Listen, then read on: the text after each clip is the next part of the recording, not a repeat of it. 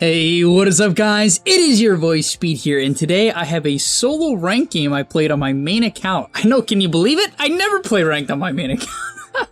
It's been a while, but I've been playing some solo rank trying to prep for my upcoming DPC game, and I think you guys are really gonna love this solo rank game I'm about to show you. It's a ton of fun, it's a high intensity game, and I had the pleasure of playing against Cr1t, the position 4 player for the best North American team in the entire world, and yeah, he really kept his team in this game. We're going to be watching this game from my perspective, Storm Spirit in the mid lane, but sure, we will take a couple of awesome looks at what Cr1t provides to his team, because man, he nearly brought them back in this game. Alright, before we get into it, smash the like button, subscribe to the channel, and go sub to gameleap. Even though while you're on this earth, no one does, except me. It's to get a gameleap sub. That's the only reason why you exist, I swear. Right? God actually came down to me. He walked up, rang my front doorbell, opened the door, said, "Hey man, what's up? You're right. The only reason for existence is a gameleap sub." Alright, so getting into the laning stage, I honestly had a very, very solid laning stage, and let's talk about it. So, the main things that come down to it being a good Storm Spirit is typically your creep aggro and then your remnant usage. The reason I say that is Storm has very mediocre attack range. He has 480. A hero like Puck, for instance, has 550, and so a lot of the time it can be very hard to trade. The only advantage, well, main advantage Storm has is the fact that he has 6 armor, and so if someone trades with you 1v1, and it's not like a kite trade where they hit you back up, hit you back up, hit you back up, if they just man fight, Storm wins those a large percentage of the time, especially when he hits level 3. But nonetheless, let's get into the lane. So right away here, you're going to see a very key start when the lane breaks through. I'm just going to immediately push in this range creep. Now, Puck, being the good player that he is, does hit me here. And the reason why that's good is because it pulls aggro from these 2 melee creeps. This is a very strong strategy to make your opponents overextend, right? Because right now, for a lot of heroes, they couldn't actually kill this range creep. Storm does so much damage at level 1 that that's not going to be a problem. But he draws aggro, so he could potentially bait me in. But, you know, the counterplay here is to use Remnant, auto-attack the range creep once, and push in the wave. And this puts me in a great spot to back up here all the way to the bottom side of the creep and go for the deny. Now, unfortunately, I couldn't get it. But after all is said and done, frankly, that was a fine wave, considering I had completely messed up my block prior to that. Now, going under tower here, you know, this is where things become a little bit wonky. You kind of just got to know the timings. Like here, I knew after 1 tower hit, I could remnant auto the creep, and I just didn't want to give him the possibility of 50-50 my creep, and because of that, I was able to secure 4 out of 4 creeps in the first wave. Now, moving on into the lane, once I hit level 3, I have my Vortex, and as I was saying earlier, when you have Vortex, you pump damage, and I mean it, you pump damage. Like, your hero is so hard to trade against, because Vortex gives you an overload charge, so it slows the enemy's attack speed and movement speed, right? They simply cannot trade. It's an 80 attack speed slow. Sure, it's only for a 0.6 second duration, but that's basically going to cancel out an auto attack, if you see what I'm saying. On top of that, Remnant does 120 damage at level 1 for only 70 mana. It's a really insane trading spell. The problem is, you know, obviously you gotta hit them with it, and that's the hardest part. However, when you get Vortex, that's not a problem. And so you can see, when the puck was extending here, I knew I could really go on him. And that's exactly what I do, right? He approaches the wave, I pull him in with my Q, and I absolutely destroy him. That trade wasn't even close, so much so to the point where he nearly died. After that, I can pop my salve, and now I'm in a great spot to win this lane. Keep in mind, this is a rank 23 player. I think he's a support, to be fair, so he's like a really high MMR support player. I'm not sold on that, but that's what my friend told me, so I'll believe him. But yeah, I mean, hey, he's rank 23, so all the mechanics I'm showing you here, sure, there's a lot of small movements, but the main thing is that I'm pulling a lot of aggro, I know my spikes, and I didn't trade with this puck until I hit those spikes. There are some other ways to trade with mid laners early on to the lane, but I'm not going to go over them right now. I'll save that for a future video. So in this game in particular, I didn't really gang too much, and I'll attribute that to a couple of things. The first thing I'd say is, I felt like the puck was getting all the runes. He was getting all the active runes at minute 4, minute 6, and so I was lacking like that active rune to make a play. And mentioning the active runes, I do feel like in general this game, I could have made maybe a bit of an effort to simply run at him or push out the wave before the active runes. So like instead of jungling, like I just did before here, what you can do if you're a bottle hero is you can intentionally push the wave before the runes so that the enemy, if they do contest the rune, will at least miss some creeps under tower, right? You know, unless they're a hero with super high mobility like Puck, then they might not. But nonetheless, because I let this Puck get the active rune and I didn't really pressure him on the wave before it, you know, as hard as that is, he's able to gank my side lanes, and you can see if I go back here, he gets this power rune and he kills my side lane. And sure, if I was in his position and I got a DD, you know, I'd do likely do the same exact thing, no problem. But just keep that in mind, power runes completely change Dota. If you ever watch a high MMR game in full, you'll notice that they send their supports to contest for the 4-minute rune, the 6-minute rune, the 8-minute rune. That is how valuable they see power runes to be, because they can completely change a fight. The next thing I'd like to discuss is arcane runes and regen runes on Storm. When you get them, you have a couple of options. The first one is to obviously go for a kill, and the second one is to use it to the max for farming. Dude, I've literally seen multiple people pop a regen rune on a hero like Storm or a Quap just casually with like half mana and not use it to farm. You'll see here, when I get this regen rune, I'm going to make sure I use the entirety of the regen, and if I don't, you could put it on a plaque, Speed, you're absolute garbage. You notice I zipped in a mid-wave here, I'm gonna push that in, I even avoid taking damage from the puck, and I even use it to initiate. Unfortunately, I kind of got in the way of my clockwork here. To be fair, he just hit 6 off this smoke, off a creep, so you think that's why he leveled it up a little bit late. So unfortunately, he wasn't able to connect on the stun. But you can see, I completely use the regen rune. I farm a couple camps, and I go on the puck. Please do that, guys. Even if it's for an arcane rune. If you pop an arcane rune and like a quarter or half of it goes to waste, you're feeding, and then I get coiled and die. This is very unfortunate. Great rotation. Got pushed into a bramble by crit. It is what it is. Massive rotation to kill me, which frankly is a great play by the enemy. Now right here the game kind of got a little bit weird. They just picked up a couple kills. Now Puck is a little bit ahead. Their PL was having a good time. Their offlane sniper was doing alright as well. And what do you think my play should be? Like, think about it, guys. What do you think my play should be? It's 11 minutes in. I'm pretty close to Orchid. They got this PL. I would say it's like a solid PL game. You know, not the best. I wouldn't say it's too good against Enigma late game. It is a position 5 Enigma, but I wouldn't say it's great against Veno. You can't purge his ulti. It is definitely good against Clockwork. But yeah, what do you guys think? Right? What do you think my play should be? Well, the first one that I do is I go on this Puck. But in reality, I should really just farm my Orchid. It's a great Orchid game. It gives me the capability of killing this PL. He did buy a hood, which makes it 10 times harder for me to pick him off, to be honest. But it lets me kill Puck. It lets me kill Willow. It lets me solo the sniper. So all in all, I think it's one of those games where I really wanted to prioritize Orchid, which is why I didn't focus too much on ganking. Now, to be fair, ganking can get you kills.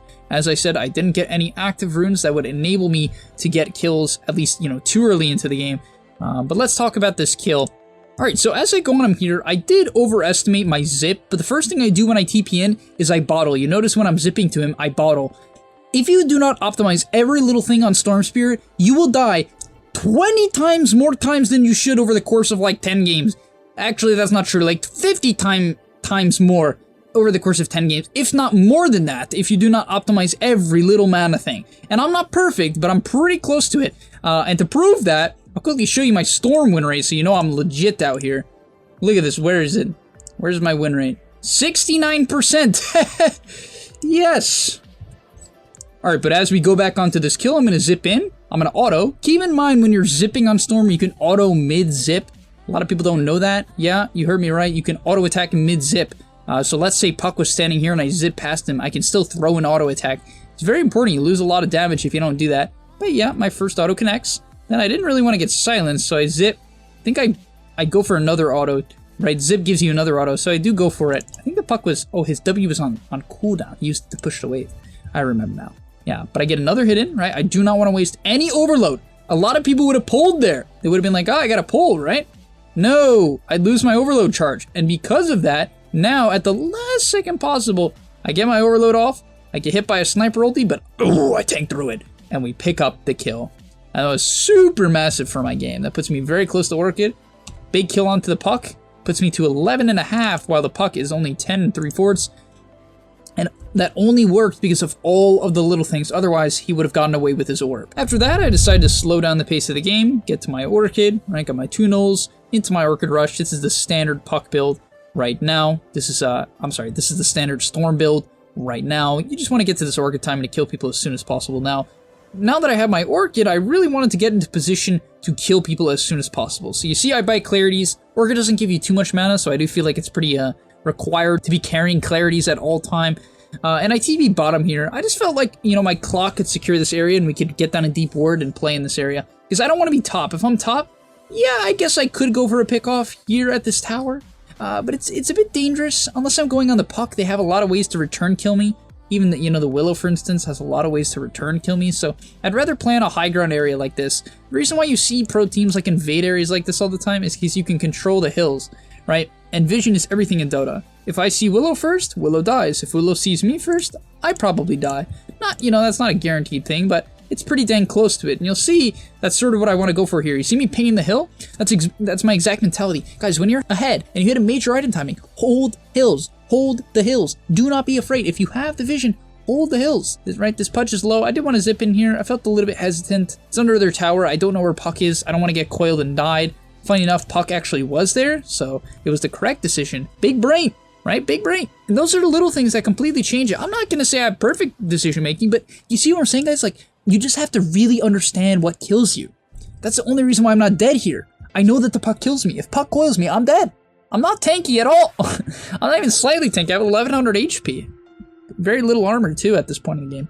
And so instead, I go for the safe kill into the sniper. Unfortunately, crit TP's in. I didn't finish a kill. I'd much rather stay alive than, I don't want to trade for a sniper kill. That is not worth it at all. So I completely disengage and I pop my clarity. Now, my team wanted to go in here, and that's fine. But you notice I have to pop all of my mana items constantly here. I'm going to walk over to the bounty, and this is very heads up because I cannot fight with 300 mana. Even though I've worked it up and they're pretty low, I need to get this bounty. So I'm going to pop it and immediately pop every bottle charge, one after the other, one after the other. Even when I zip in here, after a second, you'll see me pop another bottle charge, constantly refilling my mana. Now, being the fool that I am, I zip in with no mana.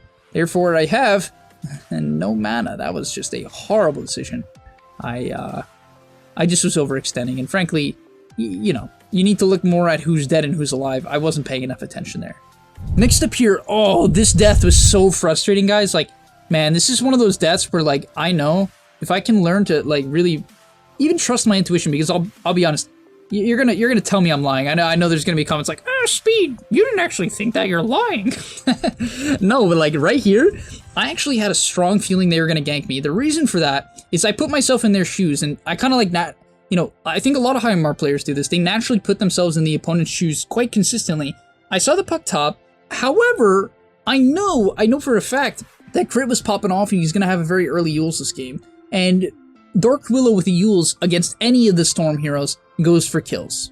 They just do. Why? Because they can. You Yules them, you E them, you Yules them, and then you kill them, right? That's just what you do. And so I didn't see the Willow, and so I was like, okay, I kind of feel like I could get ganked here. I really did feel like that. On top of that, I think we might have seen this Puck TPing. No, I think that's a replay bug. But I really did have the feeling here. What's the next thing that could tell me that, hey, maybe I'd get ganked? My team is not aggressive at all. I don't see anything. Now, why does that matter? It's like, oh, but Speed, even if they were top, surely that doesn't matter. Yes, it does. If they're top and they're, let's say Clock or Venom is right here, why would that change things? Because then maybe Crit and the Puck would go kill them top, right? Maybe they would shift top. They would put their attention top. People have like very, not simple minds. That's not the word, but when they see something, they often go to it, especially in your average pub, guys. Everything I'm telling you, this applies to your average pub. If you see your Centaur pushing a top tier 1, you can assume immediately that bottom is 10 times safer. I really mean that. I really mean that. So here, there's no map pressure being put, so I know that if they saw me pushing bottom wave, they're going to assume that I might go to the next wave. And so what should I have done here? I 100% should have walked to here. There's no reason for me to walk up, because if they are going to gank me, it's going to come through here, right? They're going to come through here, wrap, and control this area. So I should have walked down into these trees and played it safe here until I have more information, but I didn't do that. I took dangerous route. Being the fool that I am, I went mode greed. I felt like maybe I could get an Orchid kill on the next wave, and I'm dead. I did silence the Puck, but it is not nearly enough, and I die. Alright, next up, let's get into the next major fight in the game that my team wins. So right here, I do have my Orchid. I honestly felt like I went Kaya here. I was considering going Bloodstone first, and that was just a mistake. I should have went Orchid into BKB this game, because frankly, I can kill a lot of their heroes really easily. Like, I can kill Sniper, I can kill Willow, I can kill Puck with a +1, If I pull any of them, PA can jump them and kill them. And so I feel like I definitely should have rushed to BKB this game. I got very greedy. I even went Mana Boots, Kaya, and then BKB. So I do have a lot of mana, which is great. So if I don't get caught, frankly, I do a lot of damage. But at the same time, it prevents me from going on the most important targets, which is like their high DPS cores. Like the Sniper, it makes it a little bit harder. Willow, Puck, right? Especially the Willow and the Puck, I can't really go on them. But yeah, in this fight here, I zip in, I silence this PL. For some reason, I had the read on which one was real. I don't remember exactly why I knew. Let's take a look at why I knew which PL was real to silence him. I also think I knew at this time that he didn't have Manta. Yeah, he has no Manta, so he has no way of purging the silence. But yeah, right here, okay, yeah, so I knew which one's real because there's literally only one of them. I was saving my silence. I zip in long here. I think it's just because they were low, but I tracked which one was real. He didn't use Doppelganger, so, you know, sure, he still has illusions, but I put my cursor on him, right? And I clicked my Orchid on him, and what this allows me to do is just keep track of which one is real. So even with all this nonsense going around, I zip through, I Q when I'm on top of the PL, get a little bit of extra damage, and I decided to try to secure the kill on him, which I think is the right decision here. You know, I did cancel my auto attack, but after all, he's silenced with no purge, and we pick up a massive PL kill. And things don't end there. I'm stuck in this coil, but I pop my wand, and look at this. This is where I'm saying, like, all the little things matter. Like, people are like, oh, why can't I gain rank speed? I mean, there's a lot of reasons. There's a lot of reasons, but it's often a lot of small stuff.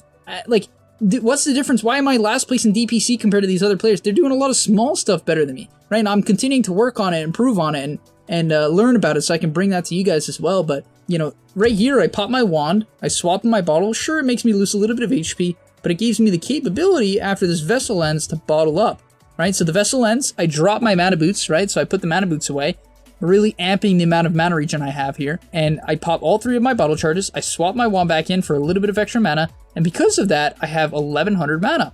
Most players would probably be stuck at about a 0 here, just because of some inefficiencies.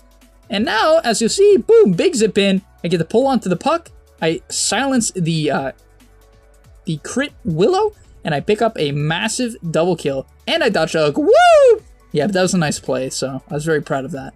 Next up here, we just team wiped them. You might be saying, Speed, why are we not watching the team fight? Well, what I want to show you is not actually my play, but notice the enemy team has 1 hero alive, and yeah, we have this Enigma. He scouts out a DD. Roshan's like half HP. What could go wrong? It's a 5v1. We have a double damage PA coming up, probably.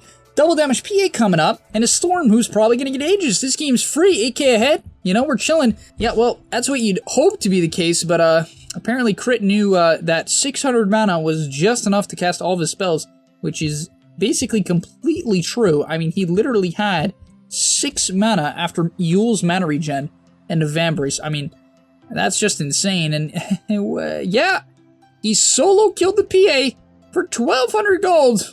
And is now level 19. That was 3 levels. He got 3 levels off 1 kill. He stole the DD as well, which he probably should have picked up. A bit of a mistake on his part there. But wow, that is just, my god. Fortunately, we were able to pick up the return kill. I was just barely able to cancel his blink. God bless. Same thing here. The Enigma right click. Ooh, big right clicks from the boys. But then I even got run out of PL, so I had to BKB TP out. I mean, my god. It goes from a free DD Aegis to our Enigma dying, and now our Veno, I think, dies, if I'm not mistaken. I think Clock dies as well at the end of the day. And, yeah. People are like, Speed, I can't, what is the support? I can't have impact. Well, I don't know, you don't make those plays. Alright, and that's going to be about the end of the game. I find a DD and a regen rune, so I got a double rune here. You can see, even in the late game, I'm making sure I keep my regen rune up, right? Because when I zip on someone, I want to have that residual regen rune amplification for the fight, right? Every little bit counts, so I make sure I go in. I even could have zipped a little bit earlier here to save the rest of my regen, so a slight mistake, I will be honest. But I go on the Puck. I know I couldn't directly kill him here. I definitely should have Orchided in to force the Yules. So that was a bit of a mistake. I knew he had Yules, so I didn't want to Orchid, but I should have just Orchided to force him to Yules, and then maybe that would set up for someone else. I'm not exactly sure, but potentially the Clock could cogs him out of the phase shift, or I'm sorry, out of the Yules, and that would secure a kill. So bit of a mistake, but then good awareness here, right? I quickly realized that, hey, Sniper's a great kill, but PL is much, much, much, much better. And yeah, that is where the game ends.